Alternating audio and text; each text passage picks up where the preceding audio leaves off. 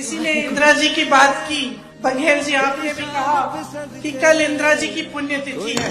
मुझे एक छोटी अपनी बात याद आई। मैं 12 साल की थी। उस दिन सुबह 8 बजे मैं स्कूल जा रही थी। तो हम लोग इकट्ठे रहते थे। दादी के पास गई। स्कूल में एक प्रतियोगिता थी, उसके लिए मैंने दादी का एक झोला रखती थी, मैंने उनका झोला मांगा। नाटक की प्रतियोगिता थी। झोला मांगा दादी से और उनको प्यार से ऐसे पकड़ के बाय बाय बोल के स्कूल चली गई। तकरीबन 2 घंटे बाद हमें स्कूल से लेने के लिए सुरक्षा कर्मी आ गए। गाड़ियों में रखा, बिठाया। काफी इतने सारे सुरक्षा कर्मी मैंने जीवन में नहीं देखे थे। अचानक हमें घर ले गए। हमें मालूम नहीं था राहुल को और मुझे कि क्या हुआ।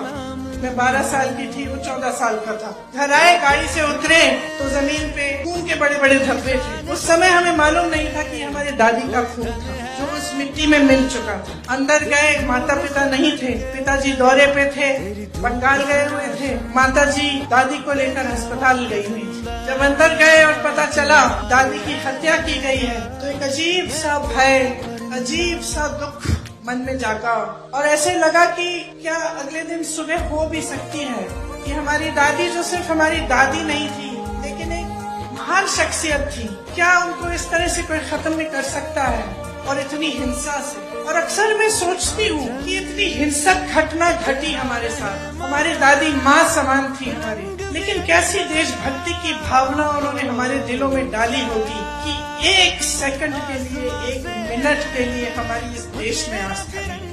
और ये मैं लंबी चौड़ी बात आपको इसलिए बता रही हूँ, मैं बताऊंगी क्यों। 7 साल बाद मैं 19 साल की थी। इसी तरह की घटना मेरे पिता के साथ घटती है और मैं अपने पिता का छलनी शरीर, खून से लथपथ शरीर घर लाती हूँ। फिर भी मेरी इस देश में आस्था नहीं होती, फिर भी देशभक्ति कम नहीं होती, बढ़ती चली जाती।